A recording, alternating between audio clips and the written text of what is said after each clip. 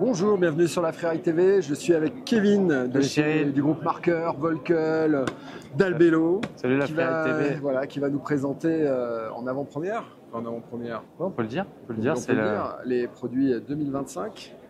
Et qu'est-ce qui change alors, Kevin? Dis-nous un petit peu. On a quelques belles nouveautés sur le ski notamment, avec un ski emblématique. Je pense que tout le monde connaît le Mantra. Maintenant, c'est une marque à lui tout seul. Le Mantra, donc sa 7e version qui arrive avec cette livrée avec des petits rappels de rouge. Donc les grosses évolutions, on va garder l'accessibilité qu'on avait déjà apportée sur le M6 avec une répartition de titanal qui va être vraiment réfléchie, qui a été encore optimisée pour l'année prochaine. Et surtout, la grosse nouveauté sur ce ski, c'est l'apport de maniabilité. On va perdre 1 mètre de rayon de courbe de façon à descendre à 17 mètres en taille échantillon, en taille 177. Donc toujours avec renfort titanal périmétrique, tressage carbone en spatule pour l'entrée de virage qui sera plus vive. Et voilà, et on va retrouver le pendant femme qui s'appelle Secret. Donc si je comprends bien, sur ce M7, on retrouve un peu l'évolution qu'il y avait eu à l'époque sur le Kendo, qui d'ailleurs au passage s'appelle Mantra 88, tout à fait. Pour plus de lisibilité dans la gamme, donc à partir de maintenant, il n'y aura que des mantras. Toute la gamme Freeride All Mountain renforcée titanal s'appellera Mantra, voilà. Qui est en fait le nom le plus fort. Donc c'est vrai qu'il y a 2 ans, le Mantra, on lui avait enlevé 1 mètre de rayon, justement, ils avaient retravaillé un peu et ils n'avaient pas retravaillé le Mantra. On se rend compte finalement au niveau développement que les skis larges, les skis versatiles, il faut leur donner un comportement alpin et ça passe par la maniabilité. C'est vrai que le Mantra, c'est un ski qu'on aime beaucoup, qui a une grosse réputation. C'est un ski qu'on a apprécié aussi pour sa vitesse et ses grandes courbes avec une précision démoniaque. Et sa polyvalence du coup hors piste. Donc d'avoir un rayon un petit peu plus court, c'est vrai que ça va lui donner certainement un côté un peu plus joueur. On va les tester tout à l'heure. Tu verras, ça te permet vraiment d'oublier la largeur finalement, même en utilisation. En plus, vous aurez l'occasion d'utiliser ça sur le stade, donc sur une neige quand même assez dure et honnêtement, ça taille de folie. Ouais. Qu'est-ce qu'il y a d'autre de beau alors le pendant femme de cette gamme Freeride Titanal chez les femmes, on a différentes déclinaisons avec le Yumi, Kenja, Secret. Là, c'est la même histoire, on va récupérer que le nom le plus fort de la gamme. Donc toute la gamme s'appellera Secret. Là, vous avez le Secret 96 qui est le pendant femme du Mantra M7. C'est exactement les mêmes constructions, hommes-femmes. Pas de sexisme chez nous, les mêmes technologies pour les hommes, pour les femmes. Une question que souvent les gens se posent, est-ce que justement du coup c'est que le top sheet la différence ou est-ce que le ski est vraiment adouci Non, c'est uniquement le décor. C'est uniquement le décor. On a vraiment la même technologie de ski. Je reviens sur une technologie qu'on a déjà introduite il y a 2 ans avec notamment le Kendo qui s'appelle Mantra 88, encore une fois. La répartition de titanal va être proportionnée en fonction de la taille. Aujourd'hui, on est la seule marque à faire ça. C'est-à-dire que plus tu vas monter en taille, plus potentiellement en face de toi, tu as un gabarit qui va être conséquent, plus on va renforcer le ski avec du titanal, de façon à adapter la puissance du ski, son comportement par rapport au gabarit. Ok. Ensuite, comme tu le sais, on a une deuxième approche sur ce créneau All Mountain. Donc, tout ce qui est Freeride Titanal, Mantra, Secret maintenant, et une gamme plus accessible, un peu plus orientée Freeride, ski ludique, facile d'accès, avec les gammes Blaze, où on va s'inspirer des constructions de type randonnée.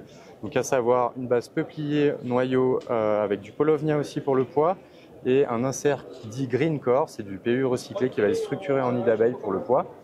Et donc ça, on va le retrouver, ce type de noyau, sur toutes les déclinaisons que vous avez là. J'en ai également 2 derrière Cyril. Donc les 82 qui sont ici, avec une version plus féminine, une version plus masculine, une version 86 sous le pied, c'est le gros du marché. Ici, on est vraiment sur un petit ski accessible, passe-partout, facile. Le 94, qui lui va intégrer en plus un renfort titanal sous le pied. Et ensuite, au-dessus, on aura le 104, qui est ici, présenté avec la nouvelle Alpiniste Free. On y reviendra tout à l'heure, si tu veux.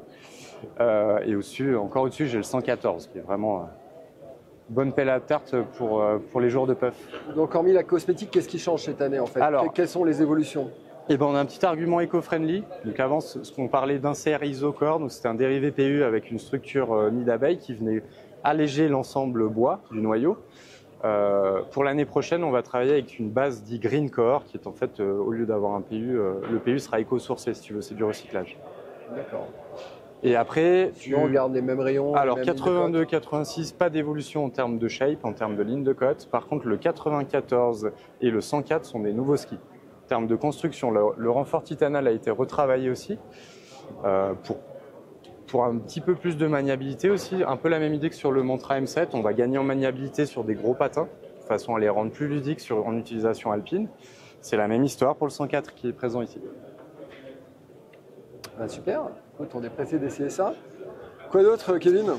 Notre gamme piste avec différents niveaux d'exigence. Peut-être un petit mot juste sur les Revolt, peut-être avant de passer à la piste. Ouais. Donc Revolt, on est sur des reconduits en termes de construction. Donc on aura en premier prix le 81, qui n'est pas présent ici, mais en test en haut. Le 86, 96, qui est notre freestyle polyvalent à ses joueurs sur les extrémités. Revolt 104, le freestyle backcountry. Revolt 121 que vous avez dans la nouvelle livrée ici, présentée. Le ski à Marcus Eder, par exemple, c'est le ski qui a gagné le Freeride World Tour il y a 2 ans déjà. Et le freeride qui a été introduit l'année dernière, le Revolt 114, qui est le seul ski de la gamme freestyle avec un vrai talon plat pour justement une utilisation vraiment freeride. Un ski beaucoup plus tonique. 96, c'est quoi? C'est Kevin Roland toujours qui ride? Ouais, alors Kevin a regardé sur les réseaux, il y a une super vidéo qu'il a publiée là en début d'année. Vous le voyez évoluer avec toute la gamme Revolt, donc du 86 jusqu'au 121. Où il vient vraiment exploiter le ski dans son vrai programme. Je l'ai pas vu. Une partie, elle est vraiment chouette la vidéo. Tu as une vraie partie parc, slopestyle, évolution freestyle backcountry, et on finit par du gros freeride. On regarde les gamme pistes? Complètement. Donc la gamme piste qui s'appelait Deacon depuis 4-5 ans maintenant. Donc la refonte de la gamme qui va s'appeler Peregrine. On arrive avec 2 nouveaux skis qui sont le 80 et le 82. Donc c'est des pistes performance avec une connotation, je dirais, oversize. Donc un ski piste légèrement élargi de façon à obtenir un peu plus de confort toute neige. On les a essayés ce matin, c'est vrai que c'est intéressant, hein, cette nouvelle construction. On avait vraiment des skis qui en est vraiment quelque chose dans ce programme. Par rapport à la gamme Deacon, du coup, on n'aura plus de largeur moindre. Enfin, on avait le Deacon 72. Tout à fait, si tu les gardes. Si, ça, on garde toujours ces. Ah ouais. La gamme Peregrine va remplacer vraiment la gamme Deacon. D'accord. On va être sur du ski piste avec différents niveaux de performance. Et on va être plutôt sur du mid-turn.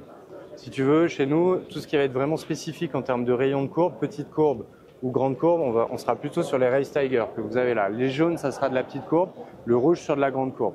Sur la gamme Peregrine, on est vraiment sur du piste mid-turn, donc autour de 15-16 mètres de rayon, en fonction des tailles. Et donc là, on a 80-82, mais il y aura quoi d'autre du coup? Bon, on va garder le 72, donc sur une base vraiment alpine plus étroite, le 72 Master qui intègre donc le même châssis, mais avec un noyau World Cup et la plaque course. J'aurai également des déclinaisons un petit peu plus accessibles. Par contre, du coup, ces 72 reprennent le shape de l'année dernière. Il n'y a pas cette évolution 3D. L'évolution 3D, on l'a que sur le 80 et le 82. Exactement. Les vraies nouveautés de cette gamme-là, c'est le 80 et 82 où il y a eu un gros travail de fait. C'est juste un nom qui change. Exactement. Un peu comme le Kendo qui va s'appeler Mantra à partir de ça. Okay, c'est uniquement un changement de nom pour la gamme de façon à avoir une gamme uniforme en termes d'appellation. Après, si on rentre un peu dans le détail de la construction de ces 2 skis-là, c'est un ski pour moi qui est quand même assez vitrine parce qu'il y a beaucoup de technologies embarquées. Donc à savoir, on va travailler avec un noyau avec 2 essences de bois, du peuplier et du hêtre pour la rigidité. J'aurai un renfort titanal sous le pied. Donc le titanal, c'est un alliage d'aluminium et de titane qui va apporter rigidité mais également absorption de vibration. C'est un matériau que vous retrouvez beaucoup dans les skis courses notamment. Ensuite, on a un travail d'usinage en 3 dimensions.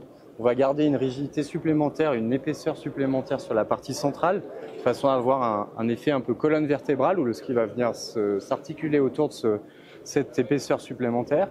Et en plus, sur le 82, j'aurai un renfort titanal périmétrique, une technologie qui avait été introduite déjà sur notre famille All Mountain titanal, donc les Kendo, Mantra, M7 maintenant. Voilà. C'est vrai qu'on peut en profiter pour peut-être dire 2 mots sur ce ski qui est en vitrine là, mais ce qui montre tout le savoir-faire de Volkel et toute la recherche de technologie, parce que c'est quand même assez hallucinant. Bertrand, rapproche-toi. C'est vrai que quand on regarde ce ski, on se pose beaucoup de questions. Volkel, c'est vraiment une marque qui met l'accent, qui met le budget sur le développement de produits. Ça se voit avec ça aujourd'hui. Ouais. Je vous dis pas le prix tout de suite. On va le garder pour plus tard. Dis-le à la fin. On est sur un produit qui va en fait vous permettre de voir les axes de développement qu'a pris Volkel pour les gammes à venir. On va être vraiment sur un travail de recherche mécanique en termes d'usinage noyau. Là, on voit qu'il est usiné en 3 dimensions, évidé sur la partie centrale pour gagner en légèreté. On va récupérer la rigidité en torsion perdue par l'usinage avec un renfort fibre de lin et fibre de carbone. Plaque TI sous le pied également. Champ droit toute longueur avec épaisseur supplémentaire sous le pied. Enfin voilà, un concentré de technologie qui montre la volonté de Volkel de toujours mettre l'accent sur le développement de produits. De la marque. Série limitée, 1923 exemplaires dans le monde. Et pas loin au niveau des euros, je crois aussi. Pour le prix, c'est pareil, 1923 euros. Voilà, donc un super ski, c'est sûr.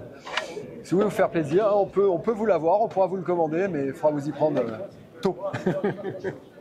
Et pour finir, Race Tiger.